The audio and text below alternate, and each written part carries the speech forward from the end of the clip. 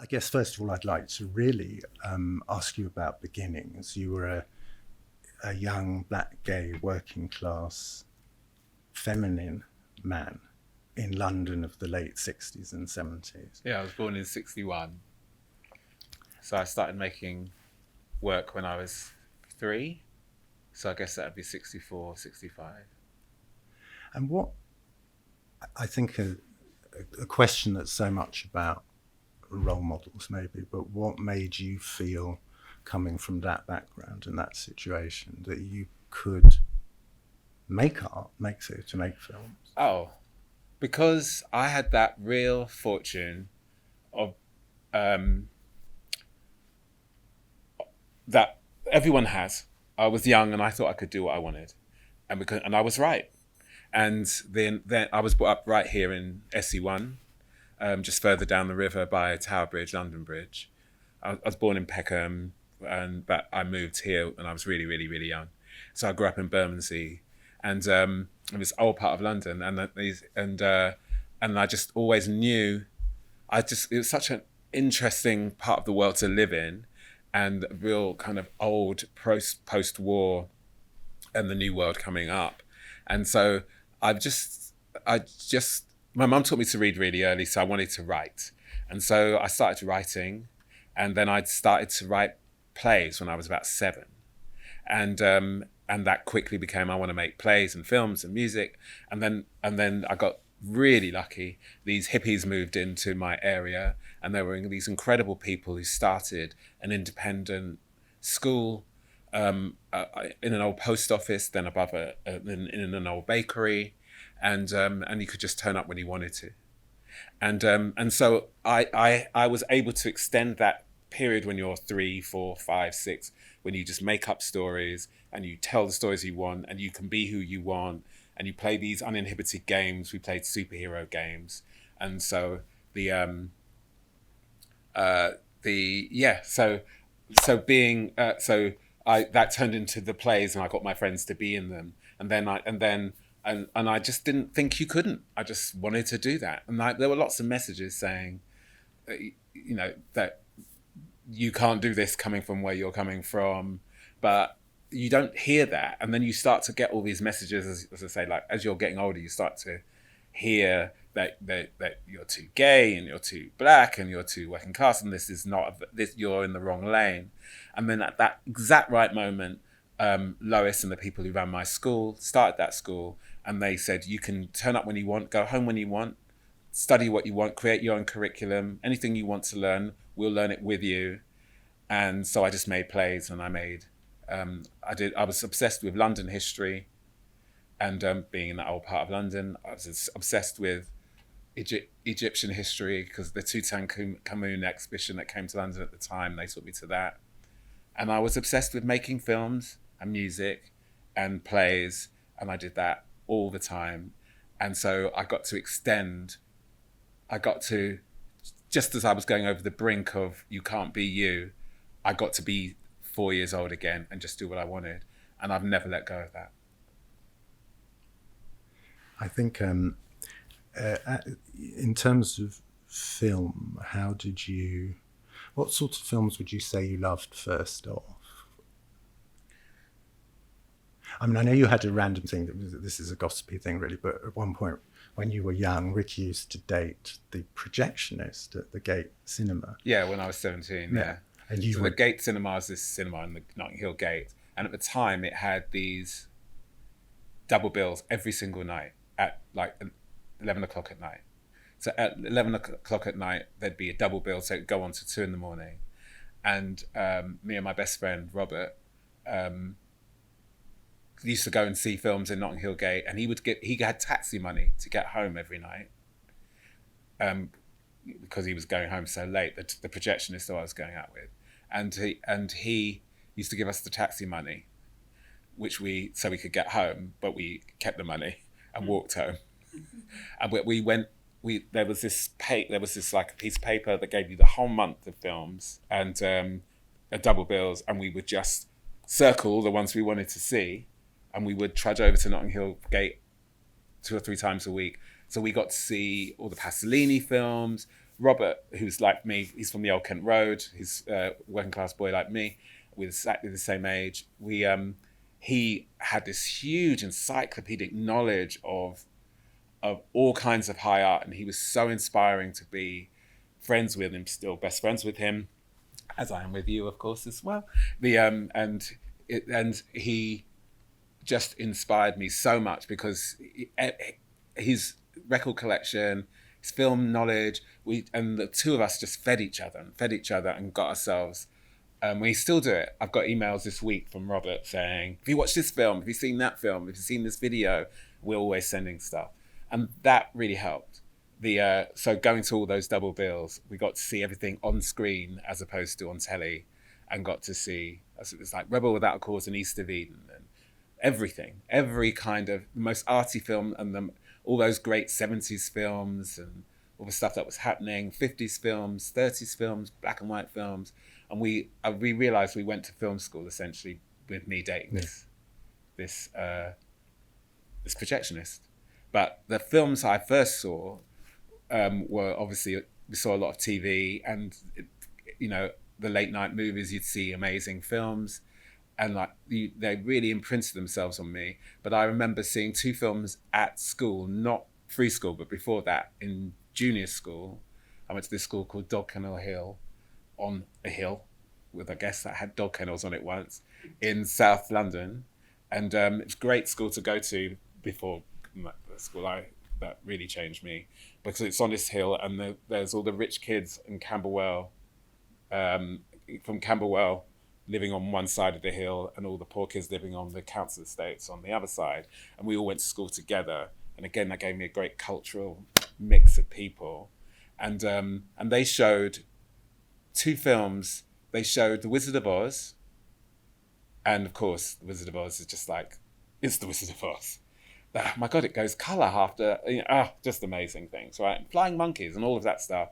Absolutely loved it. Musicals, you like. I love musicals, because I like singing and dancing. And then the other thing that really hit me was, I was 8 or 9. Just before I left junior school, there was this movie Kes by Ken Loach, which also there was a book, and I read the book, and there was swearing, and it was like kids that I grew up with, because like all the kids and my best friend Sean lived in this house where, like his parents didn't really know how to keep it clean, and they were just super racist towards me, and they were just kind of old school slum people. And then there were and he was my best friend, and he was just this amazing person. And I saw Kes and thought, that's kind of me, and that's kind of Sean. I want to make films about that, but they should look like The Wizard of Oz. Which really is exactly what you've gone on to do. I love that you've always absolutely centered gay and LGBTQ characters and narratives within your work. Was there anything that was a sort of, I'm allowed to do this, or I'll go against the grain to do this, or was it more natural? I mean, I remember Rikki did a TV series called Metrosexuality in 2000, and some of the more carping critics bitched and whined, so diverse, that's not realistic. But actually, you cast it out of people we knew. Yeah. So it was actually a realistic thing that to them appeared like a right-on fantasy. Yeah. Was there because I think I feel like, because your mode is self-expression, so what you didn't do was go, well, I want to be a director. Okay, well, what did Coppola do? Oh, he hacked out a film for Roger Corman and what was commercial. No, I didn't know all that, because which is really interesting. I was obsessed with books, and so I bought. So the way I learned to do everything was through books, and through doing it, I learned to dance. Obviously, you can see people dancing in movies on TV and stuff and variety shows. But the main way I would do it is buy books on dancing and copy the poses, and then just work out how they would flow. And then I bought all these. I didn't buy any of these books. I took all these books out of the library that were about filmmakers. So I read all these books about Frank Capra and just every single old director. And then I'd start to see, oh, that's the Frank Capra I read about, that's his film. And I'd start to kind of piece it together. But I was just like what everybody does. I was making it up as I go along. And I didn't see a difference between low art, like Poseidon Adventure, which I absolutely fucking loved. And we had to, and I made all my friends at school act out the whole of Poseidon Adventure. And how did you do the Shelley Winters tumbling from the upside down ship? Well, the upside down part was the best part. You know, we had to turn all the furniture upside down. I remember Lois was telling me the other day that I was doing stuff at the local like Methodist hall, and they got really angry and called her up and said Ricky's wrecked the place. And she came round and all the furniture was everywhere, and she went, oh, he's doing the Poseidon Adventure. And then she was like, calm down. She said, he'll put it all back. He's doing the Poseidon Adventure. And so I was just, it was just your imagination. You just you found ways to do things. And I'd be like, how can we get things to look like they're on the ceiling and stuff like that? I don't know. And it was just like one great big research and development of me just making things up and asking any audiences that came to see what I did to enter into this world of imagination with me. Well, what's great fun, if anyone who's worked with Rikki, what's great fun about it is that you're so completely can do. So you'll arrive in a situation and they'll go, everything's fallen through, there's nothing, everything you were supposed to have to shoot this scene has failed. And, you know, I would be like, but... John often works as the art director on films. Yeah, you know, and you kind of never... One, you don't fall to pieces, which is great, but the other thing is you always think of something. You go, okay, well... That's my school, you see? Yeah, make a way. Because our school was just, we have to make... We've got £12 for lunch for everybody today, and we have to make our own lunches. Yeah. So, okay, how can we go to the shop and get enough food and stuff? And how do we find paper? And they would, you know, so we'd go to paper factories and ask for paper. And sometimes we'd be writing essays on something that was a map on the other side and stuff. And that just kind of, you make it happen thing that my school was run on, which again is an extension of what children do. You just look around the house and you go, we'll make a camp out of the sheets and we'll do all of that. So that's what filmmaking is. You're just making camp out of sheets. And I mean camp in every way. I intentionally mean it in many different ways. You can make it out of anything. Yeah. So you're right that we've been in sets and they've gone, everything's gone wrong. You can't go to the so-and-so to film to the so-and-so. And you look in the corner and you go, okay, well that corner's blank. So we can make something. Oh, there's a bench. So that means we can lift the camera up and point downwards, or we can build something out of that bench. And he's got a mask, so we can put a mask on. We can make. So we've got this here. We can put that there. That's how you do it. Yeah. That's how you do it. Yeah. You go, okay, we're gonna have to do it in close-ups, but we can put this behind, and then everyone will believe we're there. And that's, I think, the reason I don't fall apart is because that's when you're at your most creative. That's when you come alive. When it's easy, there's nothing creative about things being done for you. When you're having to dig deep, that's when it's really, really fun. And that's also, it's my job when we're making a film. It's my job to make sure I'm creating experiences. So for the audience, and of course, but also for everybody who's working with me. So I never want everyone to sit around with their asses on their shoulders feeling like shit. I want them to have a great time. So, okay, let's make something magical. Well, I remember when I wrote a short film called Soldier that Rikki directed. It was the first thing we did with Team Angelica, the company Rikki founded and I'm co-founder of. And part of it had flashbacks to Africa, and we had no money, of course, for that. Oh, we should have shown some of that. But and Rikki suddenly went, isn't there a tank on the old Kent Road on a bit of common ground? That's not quite how it happened. You wrote this script, which was amazing. You can see it for free on YouTube. It's called Soldier, SOULJAH, which John pitched to this film company and we somehow made. And obviously when I work a lot with writers and I write my own stuff, but I also mentor a lot of writers. And so the big thing, you know, you want to free people you work with. You don't want to restrict them. So, you know, then, so that means sometimes they come up with things that really stress you out. And John had read this beautiful script, and then there are flashbacks to Africa, and it says they're in a tank, and great. And I said, okay, I'll find you a tank. And then my whole job was, how do I get to Africa on the Old Kent Road, which is where we were filming? We got the London locations. I can do it all within 20, 30 feet of this base apartment that we were going to shoot in. Now, how am I going to go to Africa? And I had to start really working that out. And John was like, have you found the tank yet? And I, oh, yeah, I'll find a tank. And I was driving around the neighborhood, because whenever you have a problem, look down.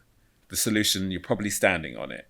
And then look a bit further, then look a bit further, look a bit further. But start right here, and you probably have it there.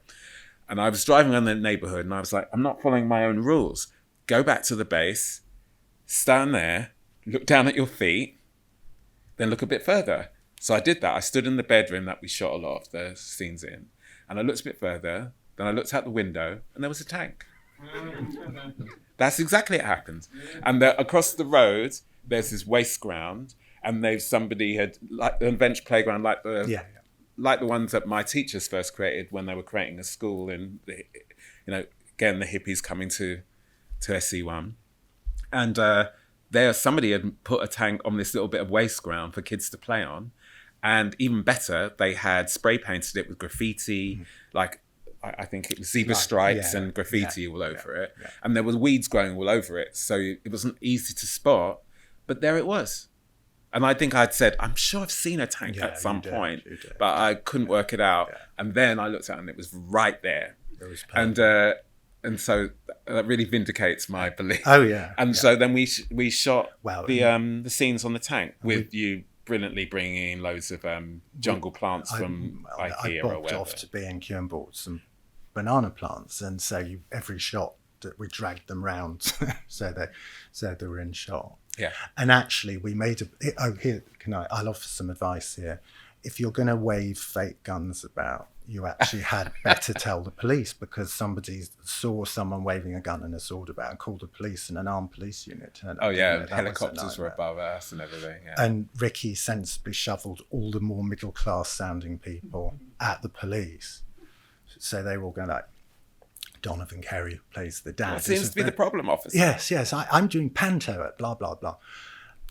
And calmed them down, because we had a permit to film in the streets. But not to wave fake guns. Yeah, in the middle of a gang area. Yeah, and that did cost us kind of 4 hours or so, because they weren't going to arrest us, but they were going to waste our time to scold us, weren't they, really? Yeah. Well, we made the film. And we had did, a tank. and it worked. And then the rest of it was easy. Like, okay, I could go around the back of cost cutters, and then we put some plants here. That's right. And there was a palm tree around one of the estates, so we're all like, okay, we can make it look like Africa, and we did. Yeah, we did. Yeah. Thinking of your first feature film where you were the screenwriter, though not the director, Stonewall. Yeah. Would you like to tell everyone about how that began, or rather how you met Nigel Finch? So I was my late 20s, and I felt like I'd hit a wall, and like you do, and so okay, what do I? Everyone knows about me, but no one wants to work with me. It's too black, too gay, too blah, blah, blah, blah. And I thought, what do I really want to do? And I decided, because I did lots of projects with my friends and who are brilliant, and so I just do something on my own, so I don't have to force anybody else to fall in line and be disciplined. I'll just do one thing on my own. Though Robert, friend I was talking about, directed it, and it was so it wasn't on my own. It was this. I did a one-person play called Beauregard Willie Lee, and I decided to do it about Stonewall because when I was 17. I saw this amazing cabaret at the Oval House Theatre, not far from here, and this amazing guy had come on in full drag, and actually got booed a lot by the audience because drag was considered very misogynistic, and he did a speech about we were the queens who fought at Stonewall. I was like, what's Stonewall? This would have been like 77, 78. And he's like, we were the queens of Stonewall, and you owe us. And I was like, what's he talking about? And so I found out about the Stonewall riots, and that stayed with me. And then 10 years later, I decided to do this one-person play about a boy who grows up in the South in America, runs off to New York in the late 60s to be part of the New York scene and be a drag queen, and then he gets involved in this riot. And so I did this show, and it went well. And Robert was working with this guy called Nigel Finch, who was the editor of a TV show called Arena, which was this art show that did amazing documentary about like Louise Bourgeois. We just went to see Louise Bourgeois' exhibition. You told me she slapped him, didn't you? Yeah, she threw a sculpture at him, and he made these, and he's also had just finished editing a film called Paris is Burning, and he was making this movie about the Stonewall riots. He was doing an opera on TV that my friend was co-directing, and he said to me, so you know about the Stonewall riots? And I said, everything. And I only knew what I'd seen in that show. And he said, oh, well, then I'm making this film. Would you be interested in writing it? And I said, yeah. And I ran out and bought the book Stonewall by Martin Duberman that it was going to be based on. Turned up for our meeting, pitched it. And suddenly I was going to be the screenwriter on a BBC TV show, TV film, made with Killer Films, Christine Vachon's amazing company in New York. So I was going to make this film. Then I got fired a week later because I wasn't American and because I hadn't made a feature film before. And then I said to Nigel, everyone said I should sue them because I had a job and I didn't. And I said, this isn't about that. I said, go, work with everybody else. And when you realize that I'm the one, I'm here because I'm the one. And I waited a year, and they talked to everybody, amazing people like Phyllis Nage, Larry Kramer, and then they came back to me, which was great because a lot of the things that frightened them was I said I wanted there to be Black and Latino drag queens, and I wanted them to be the leading ladies and not just set decoration. Yeah. And I wanted them to have love affairs, and I wanted to show the full, as full as I could, the full breadth of what was going on in the Stonewall Bar. And that really scared people, and that I got lots and lots of very pushback faxes, because it was faxes then, about the content of it. But because they'd gone to everybody and they had to come back to me, I had all the power. Yeah. So they didn't have anything else, because they tried everyone else. So I just fought and fought and fought. And at the time I thought, am I crazy? Why am I fighting so hard on this? And then I saw the remake years later, which is our film remade. It's not just another Stonewall film, which is, it is, they use our ingredients, but they twisted it all back to what everyone was saying. So I understand why that happened to them. Yeah. Because I got those notes myself, and I was just in that position where I could be young and arrogant about it.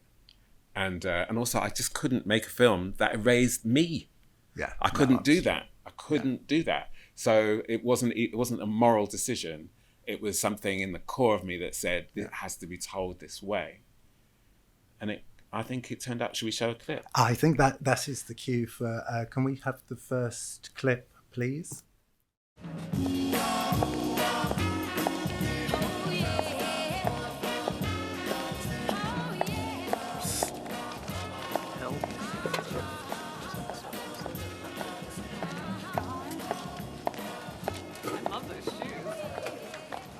Weapons down, men at ease.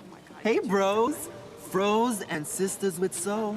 I'm ready for action. Where do I sign? Ladies to the left. Oh, I ain't no lady, Mr. Sir, I'm sorry. See, that's why I walked the middle of the room. Story of my damn life. Oh, I have this little old induction notice here.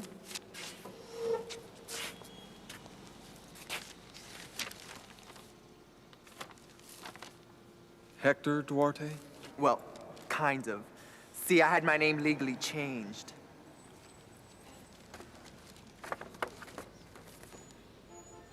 La Miranda Querides. Reporting for duty, sir. Are we to understand you're some kind of invert? Shy? Me? Oh, Mary. Are you homosexual? Oh, sure. At least so my boyfriend tells me.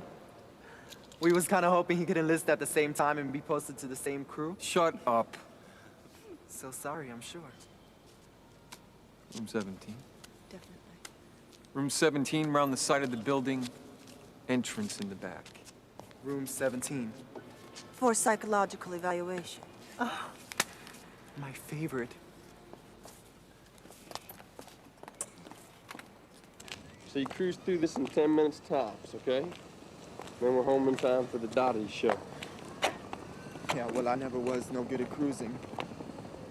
I'm Miranda. Are you scared? I seen shrink. Okay, they made me see one in juvenile hall when I was 11. They wanted to give me that electronic treatment. You know, when they show the pictures of oily boys and then they zap you. Version therapy for what? For staying out late on a school night. What do you think? Shit, Maddie Dean. Come on. You're with me now. I won't let them hurt you.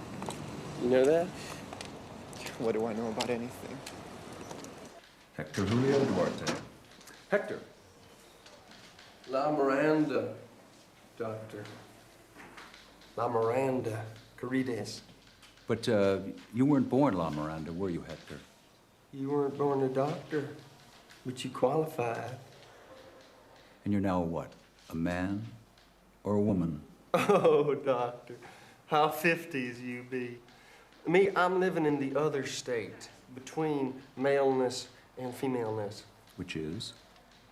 Fabulousness. Hector, do you want to fight for your country? Oh, I want to fight, Doc. I want to fight for love, liberty, and the Constitution. I want to fight the Kong, the Ruskies, you, your mom, your pop, and the whole house of fucking un-American activities. I want to kick the world's ass, and I don't need you to let me. You're forcing me.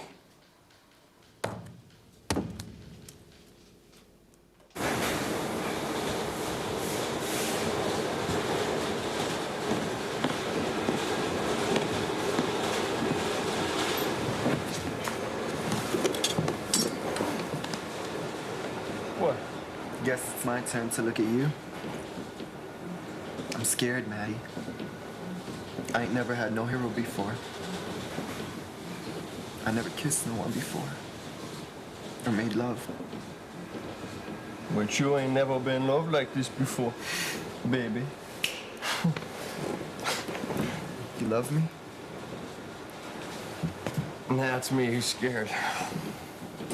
When I say I'm in love, you best believe I'm in love, L-U-V. Here comes my guy, walking down the street. Look how he walks, with a dancing beat. Da-da-da-da. Thick wavy hair, da-da-da-da. A little too long. All day long, he's singing a song. And when I see him in the street, my heart takes a leap and March on Philadelphia? gonna walk right up to him. March on Philadelphia? Give him a great big kiss. Mwah! Tell him that I love him. Tell him that I care. Tell him that I'll always be there. What color are his eyes? I don't know. He's always wearing shades. Is he tall? Well, I gotta look up. Yeah. Well, I hear he's bad. He's good bad, but he's not evil. Tell me more. Tell me more. Here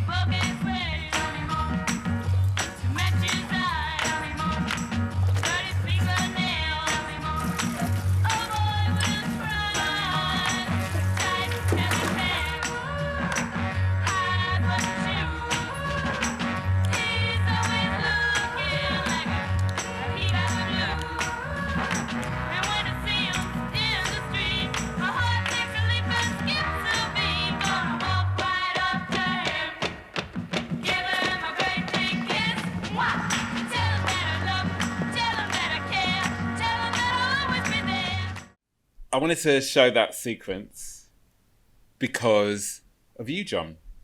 Because, as you know, that was an amazing lesson for me. I'd written this romance between those two characters, also the two characters you see in the background as well, looking at them at the end, who have their own clip, I think, in the show. And so I'd written this romance, and obviously it's really parts of me. All the characters are really the writer, right? And so it's the more masculine part of me falling in love with the more feminine part of me, and vice versa, and them learning from each other and learning to integrate. And so that's what that sequence is about. But it only really, the whole film is about that. But that sequence used to be just La Miranda went to the draft. La Miranda said, reporting for duty, sir. And then they stamped deviant and out. And John, I had to write that script very quickly, I think in 3 weeks or so.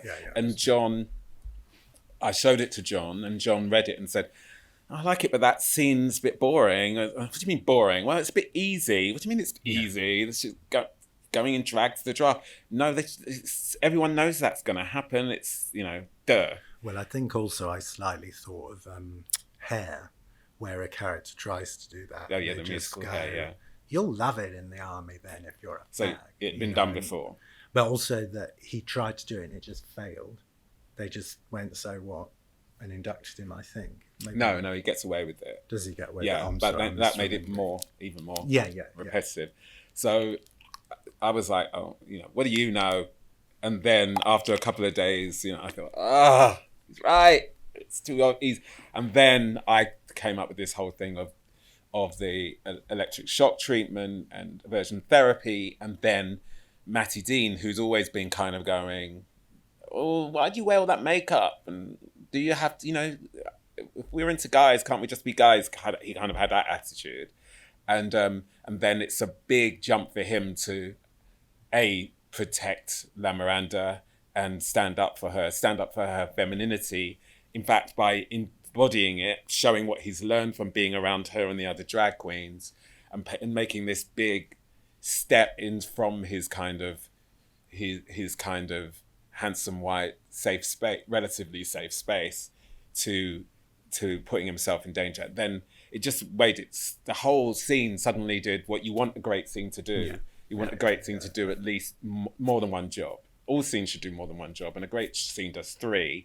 And this one was doing like 4. She falls more in love with him because she can now trust him. Yeah. He falls more in love with her and proves it to himself and surprises himself and accesses his femininity, and he gets to express all of his rage. So much more happened, and that was thanks to you saying it's not good enough. I think also romance. We've all seen, I'm sure, loads of romance movies, and often I feel like, well, love is proved by doing something, by making a sacrifice, by taking a risk. And this is a beautiful example of that. It's an incredible scene, and it always, when the film's screened, it always plays really well. One thing I think that I know that you were very mindful of as well was in taking a revolutionary moment to not dish and discard the previous generation of activists. And so there's a really lovely scene, which is what we'll show you now,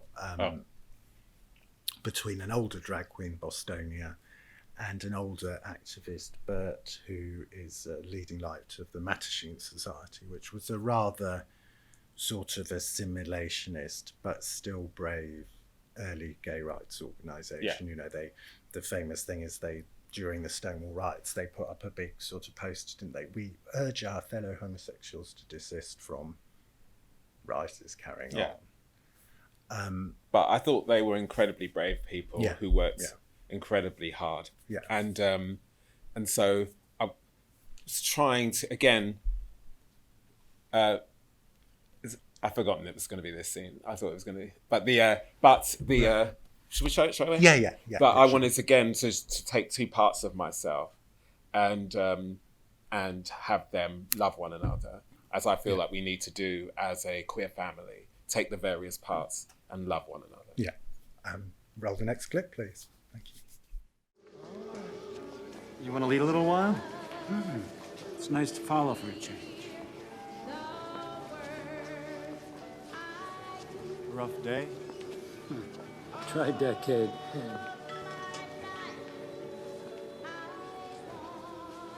I never danced with a man before. Oh, get out of here. I haven't.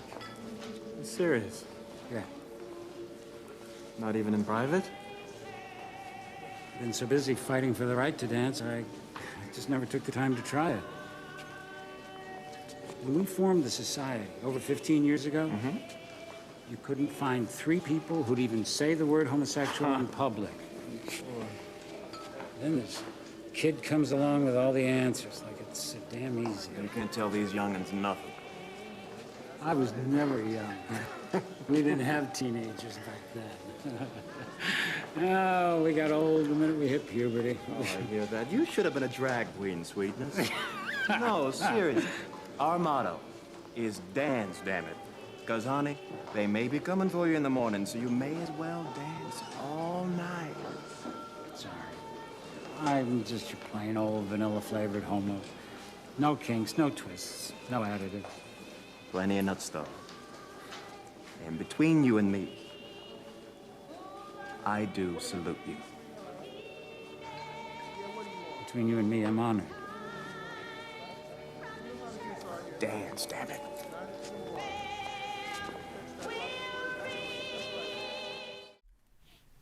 Oh. And should we show the other 2 clips? Because we better have them all. So they can ask questions. And Yeah. We'd better say what they are first, hadn't we? Okay, so the first one is Fit. Okay. This is the other Stonewall. Stonewall UK asked Rikki to create first a theatre play. So the Stonewall, the activist group in the UK here, asked if I would do a play about bullying, homophobic bullying in schools, and I did. And we took it to schools up and down the country for 3 winters really and I was in the play, and we do Q&As with the kids afterwards and find out what all their concerns were, and I would basically debate sexuality and in friendship and citizenship and humanity with the young people up and down the country, which was incredibly educational and humbling. And then we got to make a film version of it, and that was sent to every single school in the country, every single secondary school in the country, and lots of them still show it. I get to go and speak to schools all the time with kids who've seen it, and kids dance with me in the street because I play a dance teacher in it. And is that what we're showing first? Is it Fit? Yeah, I think so. I don't know if it is. It's either Fit or sorry. I say that. We can show the clips back to back. What's the other one? Oh, so Bashment's the other clip. Okay, and so it is Bashment first. So remember Fit, we'll park it. And Bashment is a film I did as a play here in London at Theatre Royal Stratford East. I got to do a radio documentary about homophobia in ragga music and hip hop music. And I went to Jamaica and I interviewed people there, and I interviewed church pastors in churches here and in Jamaica. Had an extraordinary time. And then and I was asked to be part of a campaign against homophobic lyrics in ragga music, but I felt like it was very, what people were trying to do was very important, but I felt like they weren't quite getting the nuances of it all. And so I had those things were discussed in the play Bashment. Bashment is about a white boy who gets involved in a kind of rap battle event and brings his boyfriend along, and the boyfriend gets beaten up so badly that he gets brain damage. And then it's about the repercussions for everybody, for the victim, the people surrounding the victim, and the people who perpetrated the violence, and the kind of how much more entwined they all are. And this is a scene where where an activist comes to the victims and victim's house and just trying to get them involved in a campaign. Yeah. So should we say that? Shall we show both? And then we'll show Fit, yes. So could which you show kind of both? speaks for itself, Yeah. but we'll talk about it after.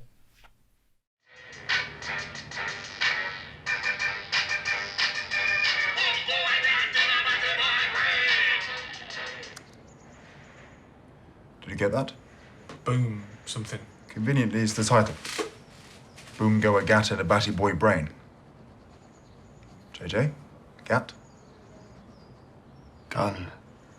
Batty Boy. I know what Batty Boys are. And I think the word brain is universal. Bang goes a gun in a queer boy's brain.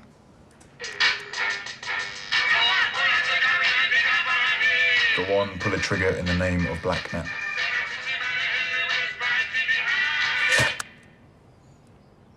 Send a Chi-Chi man to hell with a spike in the eye. It's just music. Just music? Music can be influential. That's why we have national anthems and hymns and football chants. So if there were no football chants, there'd be no hooligans. Music could be a rallying cry. Yeah, music can be a lot of things. Before I found Orly, music was the only thing that could help me. Did it help you be gay? What music helped you be gay? Rufus Wainwright. His first album was My College Bible. And if Rufus told you to go out and shoot people, would you have done it? No. Why not? Because he's a nice, well-educated white boy and we're just a bunch of impressionable jungle bunnies who don't know any better. Is that what you think I mean? Do you know what you mean? You find this music acceptable? I find it painful. But some people find the sight of two men kissing painful. Is it right to make it illegal? Those are their issues. These are our lives. Are you really suggesting that challenging black people on homophobia is automatically racist? Are you planning to picket any white artists? Like? Like Eminem, Guns N' Roses, Katy Perry? I need to listen to more music. Here's the thing, Daniel. Black people expect to be under attack. If you go after the handful of black people who are making any money, all we'll see is another white man trying to take our power. This isn't about black and white. This is about people trying to hurt us. If I was here today talking about rock music, would you join us? I don't know. Well, join us. Work with us. Help us. Us?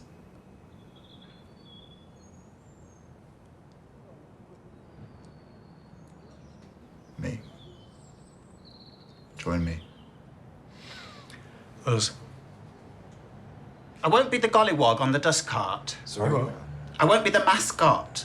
Proof that you're all good, non-racist white folks. Okay. I'll go educational but not oppositional. Okay. What does that mean? Each one, teach one. Outreach. Excellent. Each one, teach one. Each one teach one.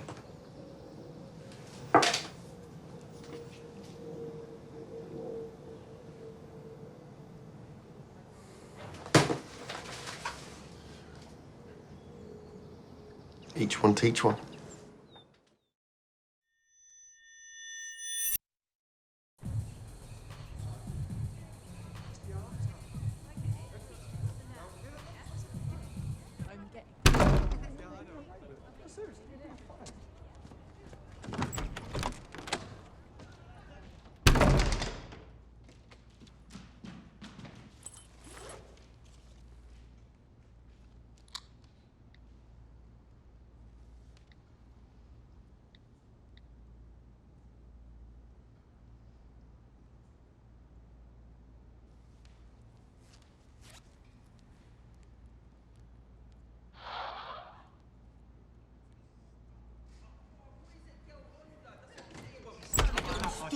You mad?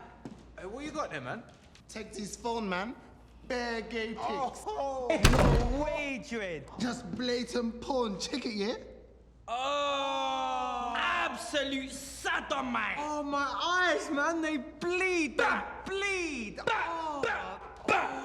Slew them back. Bunchichi, man. Wrong, Is this his stuff? Yeah, but. Oh, no way. Oh, yeah,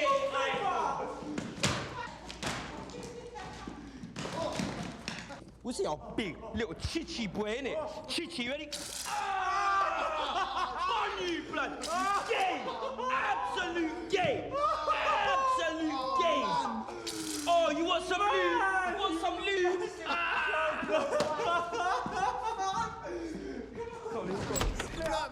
Go.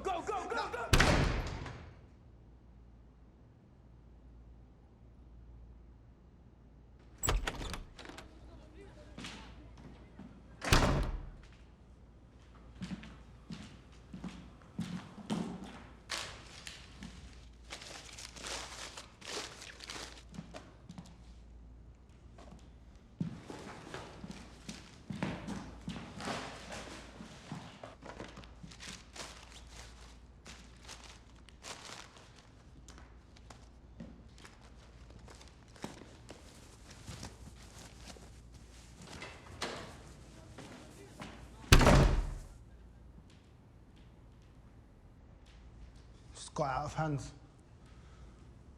You can take a joke here.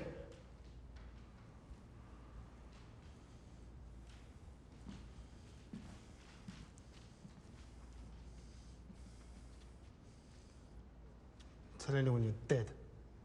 You get me?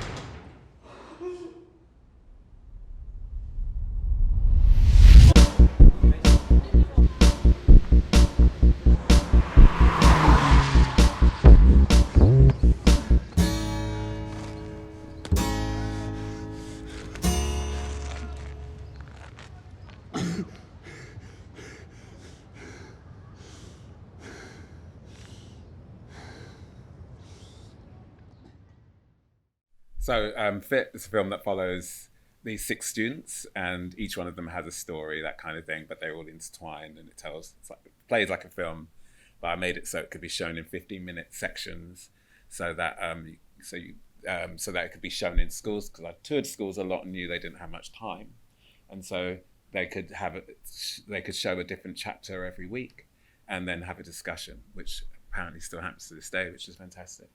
And that story, of course, you can see I kind of took the kind of classic gay boy hides as a bully thing, and then I wanted to take it to the absolute max. So his story is kind of 15 minutes of him spiraling down and down and down and down until he breaks through to something else. But I know we haven't got very little time. No, yes. Does anyone have questions?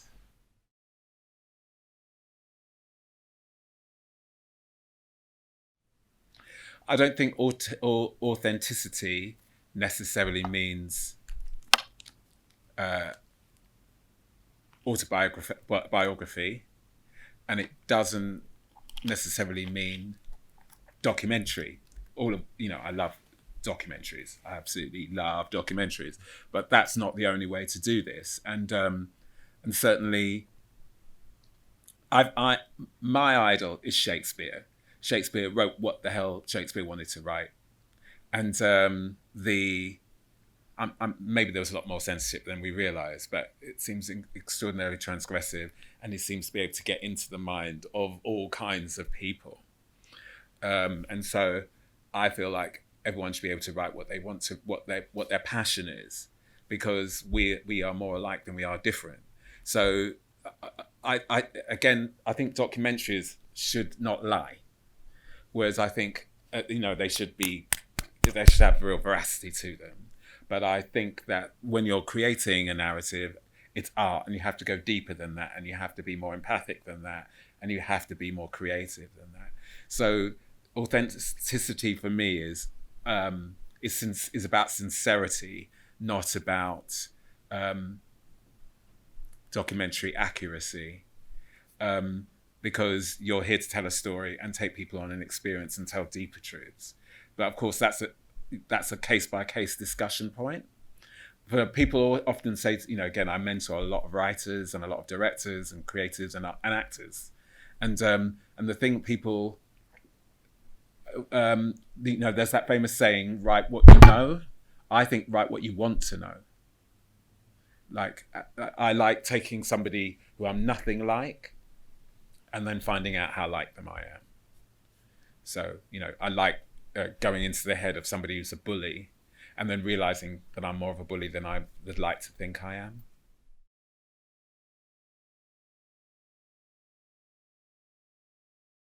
When it's a story that's based in fact, I research like crazy. So for Stonewall, I'm still researching it. And so, because I still do projects, again, that I direct, maybe that I don't write, like this amazing piece going around called A Riot Act. It's a one-person show, and in that we take verbatim a writer, a person who was at the Stonewall riots. And that's completely different from the Stonewall story I told, and I love it because it's a different perspective. I'm a big fan of researching when you have to. But it depends on when you have to. So you want to get the voices right, you want to get the energy right, you want to get the name places right, especially when it's historic. So I did a piece that I hope to make into a film that was set in the time of the Holocaust, about a black man who gets involved with the Jewish family, and of course he is a target of the Holocaust just like they are.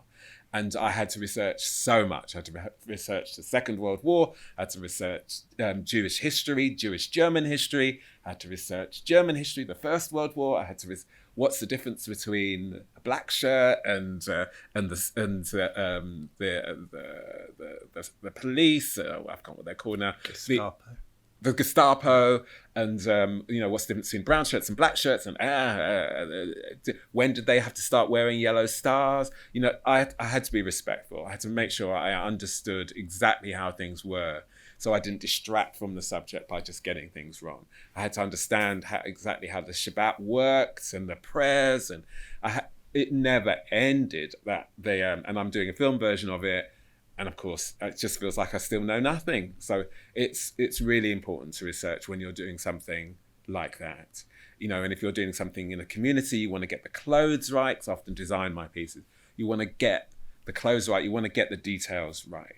But in terms of the human beings, there is latitude because there isn't one way to be anything.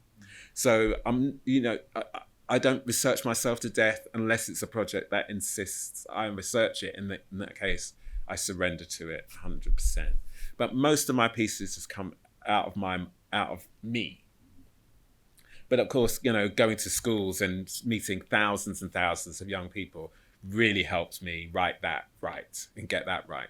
So I'd had every discussion, I'd heard every concern, I'd sensed and I'd seen so much and heard so much that, again, the research was invaluable because I knew exactly how schools worked.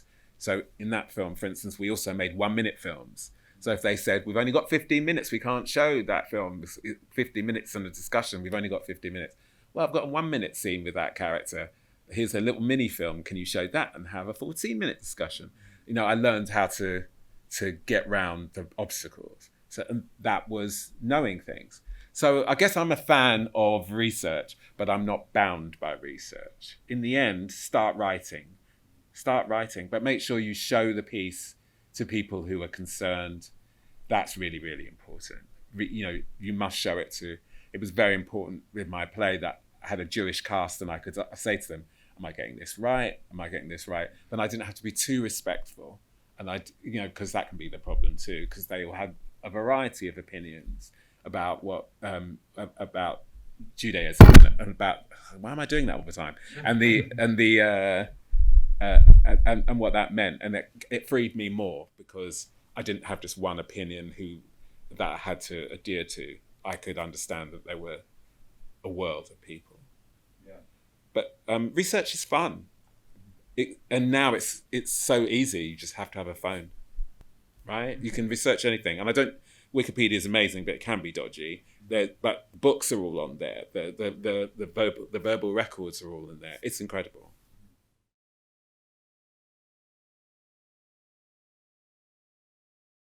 I've had the same experience as you in a different way. A famous choreographer was doing a piece on homophobia, and I said, and it seemed to be focusing on black and brown people's homophobia and not white people's homophobia. Okay, I don't know where this is going. It's a genius, but I was like, I don't know about this. And then I said, well, if you're going to deal with homophobia, you have to acknowledge your own homophobia and your own racism. And this was like 15 years ago. And he was like, I have no racism, Rikki. I'm like, oh, okay, we're there. And I have no homophobia. And I was like, well, you can see my work, but I have homophobia. How do you not have it in this? And he's like, I just don't have any. And I just thought, this is going absolutely nowhere. And he thought the same thing, I think. He just wanted me to say, you've got permission to say that brown people are more homophobic than white people, really. It's what he wanted me to do. And so I've been there. But I would have a different discussion. I probably would do it again, but I would have a different discussion. I would have an upfront more of a discussion. And it's a different time. But I would say the most important thing is to make the work yourself. Let them go on and make it. It's not my job to stop other people making work, even if I don't like it. What do I know? If they're trying, they're trying. Fine. But I'm not saying you're sitting around crying about it, but the answer is to make the work. Make your own work, make it your own way. If they're not commissioning you because you're not us, because we are not experienced enough, then we must get experience. I mean, no one can say that about me, but they still somehow don't ask me when I'm working on that project, right? It's always going to be about them. So don't make it more about them by sitting around feeling pissed off with them. Just make your own work. Otherwise, it just still somehow feeds their egos. It's still about them. If you're complaining about them, it's about them. If you're frustrated by them, it's about them. If you're wondering why they won't hire you, it's about them. And they'll defend that more and more the more you want it. So the secret is to make your own films, to make your own theatre, to make your own art, and to use the internet to get it out there and not be jealous of those big platforms and citadels that mostly destroy the people that get involved with them anyway. I can give you a list of amazing, talented people who got those platforms and were destroyed by them. Prince, Michael Jackson, Whitney Houston, and these are, in my opinion, all queer people as well.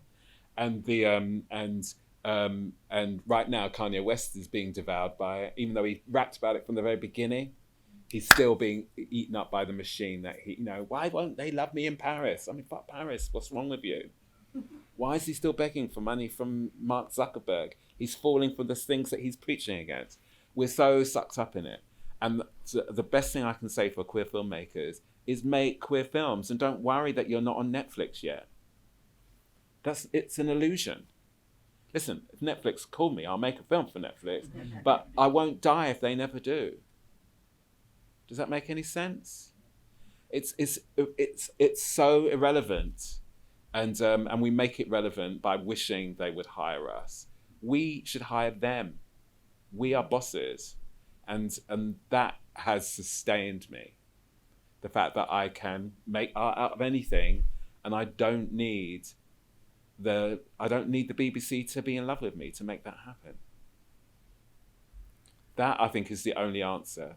And especially in the last 10 years, it's become a completely different game, because all you need is a phone and an imagination. So that's the thing. While I love my people I mentor, but they get destroyed by success. So it's really important. Noel Clarke is someone I mentored. What happened? And it's easy to be corrupted by the system and by the adversity you find out in the system and become a bully as well. That's what happened there. I'm afraid we've now overrun horribly, so we'll have to end now.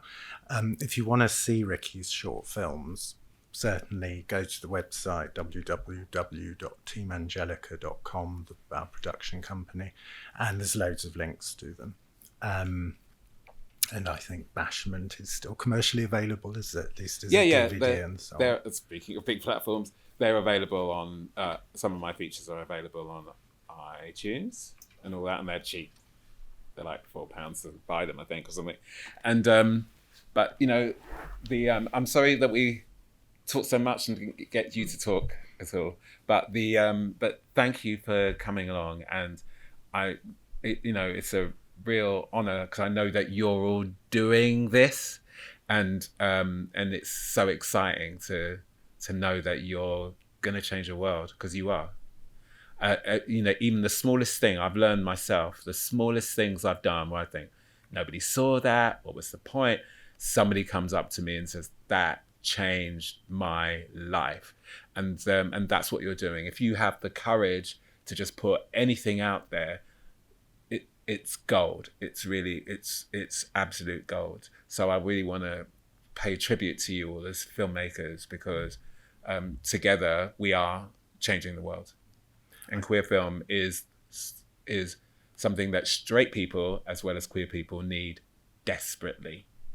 They need us desperately because they're still trying to work out what's going on between, their basic heterosexual setup. They are completely confused, and we are really helping free and expand and celebrate them at the same time. And that's a wonderful note to end on. Please join me in thanking Rikki.